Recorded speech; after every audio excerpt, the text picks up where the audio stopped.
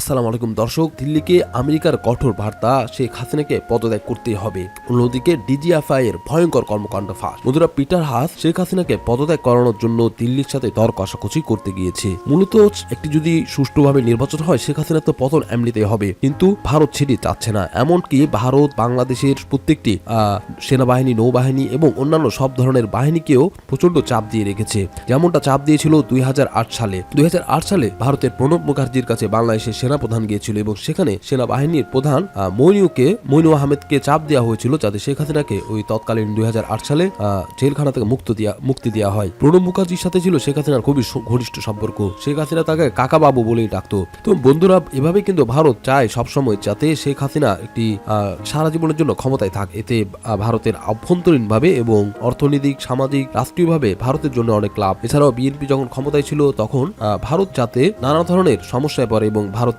যে আধিপত্য পুরো এশিয়া মহাদেশে প্রভাব বিস্তার করছে তার উপর প্রচন্ডভাবে প্রভাব তৈরি করতে পেরেছিল বিএনপি। জন্যই বিএনপি এবং জামাতকে ভারত প্রচন্ডভাবে ভয় পায়। যাই হোক বন্ধুরা, চলুন এবার মূল টকশোতে যাওয়া যাক। 2008 সালের নির্বাচনটাতে যদিও আওয়ামী লীগের শেখ হাসিনা তিনি ভারতের সঙ্গে একটা জোট করেছিলেন, যেটা ভারতের প্রয়াত রাষ্ট্রপতি প্রণব মুখার্জি তার দ্য কোয়ালিশন ইয়ার বইতে তিনি উল্লেখ করে গিয়েছেন। তারপরেও সে নির্বাচনটা মোটামুটি গ্রহণযোগ্য ছিল। তারপর 14 সালের নির্বাচন, 18 সালের নির্বাচন, এইসব নির্বাচন তো একদম একটা প্রহসন। আজকে দেখলাম আওয়ামী লীগেরই একজন লোক ওই যে 2018 সালে দিনের ভোটটা রাতে হয়ে গিয়েছে সেটা তিনি স্বীকার করলেন। মহেশখালীতে আওয়ামী লীগের নেতা আজিজুল তিনি বলেছেন যে রাতের 12টা 1 মিনিটে মেসেজ আসে যে 600 কেন্দ্রে আপনারা 60% ভোট দিয়ে ফেলেন। এটা বলেছেন মহেশখালীর আওয়ামী লীগ নেতা আজিজুল। এই আজিজুল হচ্ছেন আওয়ামী লীগের কেন্দ্রীয় কমিটির ধর্ম বিষয়ক সম্পাদক অ্যাডভোকেট সিরাজুল মোস্তফার ছোট ভাই। তো এই হচ্ছে কি অবস্থা, তারা এখন নিজেরাই স্বীকার করে। সে জয়ের দ্বার প্রান্তে পৌঁছে যায়, যেটা কিনা আওয়ামী লীগের অপছন্দ, সেখানেও কিন্তু হস্তক্ষেপ করা হয়। যেমন মেজর জেনারেল ইব্রাহিম, এই ইব্রাহিমকে কয়েক কোটি টাকা এবং এমপি বানানোর গ্যারান্টি দিয়ে শেখ হাসিনা নিয়েছিল। এখন শেখ হাসিনা যেহেতু কথা দিয়েই ফেলেছে, তাকে তো এমপি বানাতেই হবে। এবং তাকে এমপি বানাতে গিয়ে যারা দীর্ঘদিন ধরে আওয়ামী লীগ করতেছেন তাদের উপর নির্যাতন করা হচ্ছে, হুমকি দেওয়া হচ্ছে এই জেনারেল ইব্রাহিমকে সমর্থন দেওয়ার জন্য। এ সংক্রান্ত একটা খবর আপনাদেরকে পড়ে শোনাই। সিইসি কে কক্সবাজার 1-এর 12 জনপ্রতিনিধি চিঠি, বিশেষ প্রার্থীর পক্ষাবলম্বন না করলে গায়েবী মামলা এবং নির্যাতন প্রদানের হুমকি গেল একটা। আরেকটা দেখুন, এই শাহজাহান ওমরকেও কয়েক কোটি টাকা এবং তাকে এমপি বানানো হবে এই প্রতিশ্রুতি জানা হয়েছিল। এবং এই কারণে দীর্ঘদিনের পরীক্ষিত নেতা বিএইচ হারুন, সেই হারুন সাহেবকে মনোনয়ন পত্র প্রত্যাহার করতে বাধ্য করা হলো। তারপর আছে মনিরুজ্জামান উপকমিটির, যদিও আমি পছন্দ করি না তাকে, মনিরুজ্জামান একটু বেয়াদব টাইপের, বাট তারপরেও এই মনিরুজ্জামান একটু ঘাটতে রাখতো, এই মনিরুজ্জামান কিন্তু প্রত্যাহার করেনি। এবং মনিরুজ্জামানের যে জনপ্রিয়তা, কারণ যেই শাহজাহান ওমর 45 বছর ধরে বিএনপি করতো, সে হঠাৎ করে একদিনের ব্যবধানে সে আওয়ামী লীগ হয়ে গেল এবং শেখ হাসিনা বলেছে যে তাকে ভোট দাও, এটা কি পাবলিক মেনে নিবে নাকি? মানে যারা ওই মাঠে রাজনীতি করে আওয়ামী লীগের টাকা আছে, আমার পক্ষে কেউ নাই, আমার পক্ষে আল্লাহ আছে। একজন কাজী জাফরুল্লাহ, যিনি আওয়ামী লীগের প্রেসিডেন্ট সদস্য, তিনি পর্যন্ত অসহায় এই প্রশাসনের কাছে। তার মানে এই প্রশাসন এতই পাওয়ারফুল যে তারা একজন আওয়ামী লীগের প্রেসিডেন্ট সদস্যকেও তারা মূল্যায়ন করে না। তারপরে দেখুন, এই নির্বাচনে যাকে যেভাবে চায় তাকে প্রার্থী দিয়ে দিচ্ছে। এই যে সাকিব আল হাসান, ফেরদৌস, এরা একজন ভালো অভিনয় শিল্পী আর একজন ভালো ক্রিকেট খেলোয়াড়, কিন্তু ওরা রাজনীতির কি বোঝে আপনি আমাকে বলেন তো? সাকিব তো বাংলা বলতেই পারে না। এই যে আপনি দেখেন যে কিভাবে তোতলায়, 2 লাইন বাংলা বলতে কিভাবে তোতলায় দেখেন। আমি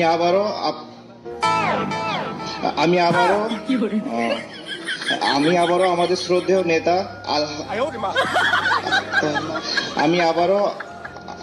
দুঃখিত। তাহলে এদেরকে ধরে ধরে জনপ্রতিনিধি বানানো হচ্ছে। এদিকে বন্ধুরা, পিটার হাস আমেরিকায় যাওয়ার কারণে কিন্তু নড়ে চড়ে বসেছে সরকার। তারা ভাবছে যে শেখ হাসিনার এবার না জানি পতন ঘটিয়ে ছাড়ে আমেরিকা, কিন্তু আওয়ামী লীগ কিন্তু ভারতের উপর ভরসা হারাচ্ছে না। তারা নিশ্চিত যে ভারত তাদেরকে অবশ্যই রক্ষা করবে। তো চলুন এই বিষয়ে গুরুত্বপূর্ণ টকশো শুনে আসি। বাচ্চা মুসলমানের বিরুদ্ধে তুই এত বড় সাহসতর কলিজা ছিঁড়ে ফেলার আমি মনে করি যে খুব প্রয়োজন হয়ে গেছে।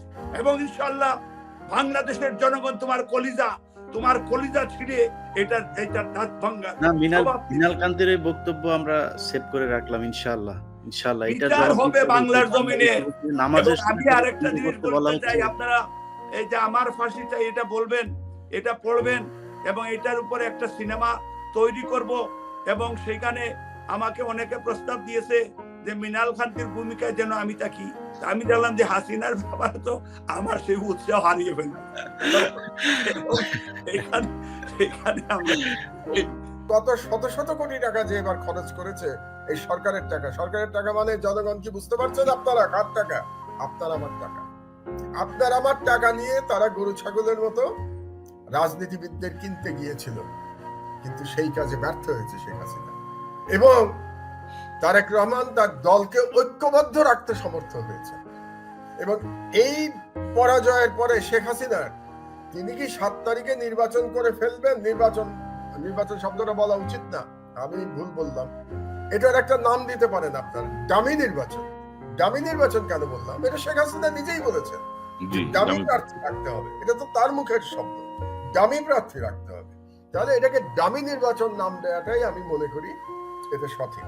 তো 7 তারিখে একটা ডামি নির্বাচন তিনি করলে তারা কোনো আমেরিকাও ইঙ্গিত দিয়ে দিয়েছে তারাও কোনো অবজারভার পাঠাবে না। তার মানে কেউ এটাকে অ্যাকসেপ্ট করছে না। অবজারভার কোথা থেকে আসবে? উগান্ডা থেকে। আচ্ছা, মজার ব্যাপার হলো উগান্ডার বিরুদ্ধে আমেরিকা গতকাল স্যাংশন আরোপ করেছে।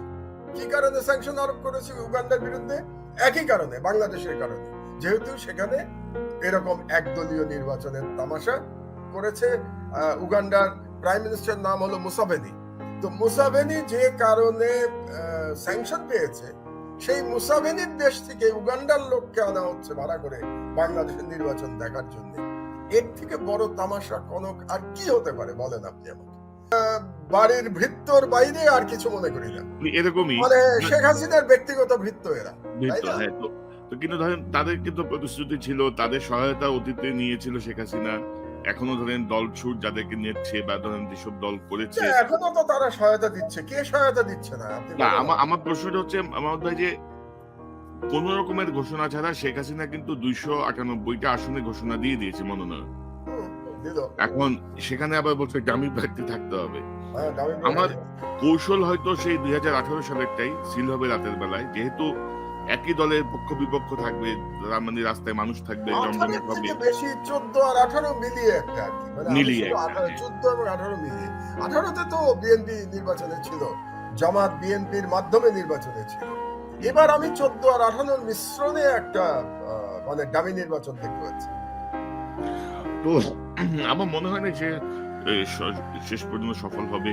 আপনি জানেন যে বাণিজ্য নিষেধাজ্ঞার বিষয়টি আলোচিত হচ্ছে, সরকারের রিজার্ভ অনেকটা শূন্যের কোঠায় নেমে এসছে। ওইটাতে আমি পরবর্তী আলোচনায় যাব, যে পরবর্তী ধাপ কি হতে পারে, এটা একটু পরে আমি এই আলোচনায় যাব। আপনি এই আন্তর্জাতিক কমিউনিটির এই পরবর্তী ধাপের বিষয়টা। এদিকে ব্যারিস্টার রুমিন ফারহানা বলেছেন, আর খুব বেশি দিন নেই, আওয়ামী লীগের লোকজনকে আজীবন জেলে থাকতে হবে। তাদের সংসদ নির্বাচন না হলে সারা দেশে 2007 সালে 111-এর মতো ঘটনা ঘটতে পারে বলে ইঙ্গিত দিয়েছেন আওয়ামী লীগ সাধারণ সম্পাদক ওবায়দুল কাদের। এই বক্তব্যের পরেই রাজনীতিতে নতুন করে কানাঘুষা শুরু হয়েছে। কোন পথে হাঁটছে দেশের রাজনীতি? এই 111-এর বিষয়টি এখন চায়ের দোকান থেকে শুরু করে টেলিভিশনের টকশো পর্যন্ত জোর আলোচনা হচ্ছে। সমসাময়িক রাজনীতি নিয়ে যমুনা টেলিভিশন টকশোর আয়োজন করা হয়। সেখানে অংশ নেন বিএনপির আন্তর্জাতিক সহ সম্পাদক ও সাবেক সংসদ সদস্য ব্যারিস্টার রুমিন ফারহানা। টকশোর এক পর্যায়ে রুমিনের কাছে জানতে চাওয়া হয়, ওবায়দুল কাদের বলেছেন নির্বাচন না হলে 111-এর মতো ঘটনা ঘটতে পারে। এ বক্তব্যকে কিভাবে দেখেন? জবাবে ব্যারিস্টার রুমিন বলেন, দেশে 68টি কারাগার রয়েছে, তার ধারণ ক্ষমতা প্রায় 43,000, সেখানে বন্দী 88,000। এটি 1.5 মাস আগের রিপোর্ট। বর্তমান সংখ্যাটি লক্ষাধিক হবে। এর অর্থ দাঁড়ায় নভেম্বরের শুরুতেই ছিল কারাগারের ধারণ ক্ষমতা দ্বিগুণ, এখন আরো বেশি। আওয়ামী লীগের লোকজন ক্ষমতায় আছে বহুদিন ধরে, এজন্য তাদের কারাগারে হাঁটতে হয় না। তো হাঁটতে হলে তখন টের পাবেন ধারণ ক্ষমতা কত, ভেতরে থাকে কত। আর খুব বেশি দিন নেই কারাগারে যেতে। এক পর্যায়ে রুমিন ফারহানার কাছে জানতে চাওয়া হয়, এখন আওয়ামী লীগ যা করছে তাই কি বিএনপি করবে? জবাবে রুমিন ফারহানা বলেন, আমরা কিছু করব না, যে সরকারই আসুক। গত 15 বছরে যে লুটপাট করেছে, যে মানবাধিকার লঙ্ঘন করছে, মানুষকে তারা বিচার বহির্ভূত হত্যা করেছে, হেফাজতকে যেভাবে টর্চার করেছে, তারা প্রতিটি খাতকে ধ্বংস করেছে, সাংবিধানিক প্রতিষ্ঠানকে ধ্বংস করেছে। জাতির কাঠগড়ায় আওয়ামী লীগের বিচার হবে। আওয়ামী লীগ যারা করেছে তাদের আজীবন কারাগারে থাকতে হবে, একজনও ছাড় পাবে না। রুমিন ফারহানা বলেন, হঠাৎ ওবায়দুল কাদের 111 দিয়ে গা ঝাড়া দিচ্ছেন কেন? 111 না তাদের আন্দোলনের ফসল? 111-এর একজনেরও বিচার গত 15 বছরে আওয়ামী লীগ করেনি, কারণ সে সময় তারা ভারতকে কথা দিয়ে এসেছিল যে যারা 111 ঘটিয়েছে তাদেরকে সেফ এক্সিট দেওয়া হবে। প্রণব মুখার্জির বইটা খুললে বিস্তারিত জানা যায়। প্রসঙ্গত 2007 সালের 12 জানুয়ারির নির্বাচনের 11 দিন আগে জরুরি অবস্থা জারি হওয়ার পর সেই নির্বাচন আর হয়নি। জরুরি অবস্থা জারির আগে তত্ত্বাবধায়ক সরকারটি ছিল বিএনপি নির্বাচিত রাষ্ট্রপতি ইয়াজউদ্দিন আহমেদের নেতৃত্বে। সে সময় নানা দাবিতে আওয়ামী লীগের নেতৃত্বে মহাজোট ভোট বর্জনের ডাক দিয়েছিল, আন্দোলনের ডাক দিয়ে। বিএনপি জামাতের নেতৃত্বে সে সময় 17 দলীয় জোট নির্বাচনের পথে ছিল। দুই রাজনৈতিক দলের মধ্যে সংঘাত সংঘর্ষের মধ্যে 11 জানুয়ারি সেনাবাহিনীর হস্তক্ষেপে তত্ত্বাবধায়কের প্রধানের পদ ছেড়ে জরুরি অবস্থা জারি করে ইয়াজউদ্দিন আহমেদ। এরপর শপথ নেয় ফখরুদ্দিন আহমেদের নেতৃত্বে নতুন তত্ত্বাবধায়ক সরকার। তত্ত্বাবধায়ক সরকারের সর্বোচ্চ মেয়াদ 90 দিন হলেও সেই সরকার ক্ষমতায় থাকে 2 বছর। আর সেই সরকারের আমলে 2008 সালের 29 ডিসেম্বরের নির্বাচনে ভূমি ধস জয় পাওয়ার পর রাজনীতিতে আওয়ামী লীগের একাধিপত্য প্রতিষ্ঠা হয়েছে। আওয়ামী লীগ সরকারের আমলে 2011 সালে উচ্চ আদালতের রায়ে তত্ত্বাবধায়ক সরকার ব্যবস্থা বাতিল হওয়ার পর বিএনপি যায় আন্দোলনে। আর আওয়ামী লীগ বলছে সাংবিধানিক ধারাবাহিকতা রক্ষা করার কথা। তত্ত্বাবধায়ক সরকার না পেয়ে 2014 সালের মতো এবারও ভোট বর্জন করে আন্দোলনে নেমেছে বিএনপি ও সমমনা দলগুলো। তবে তাদের দাবি পাত্তা দিচ্ছে না সরকারের নেতৃত্বে থাকা ব্যক্তিরা।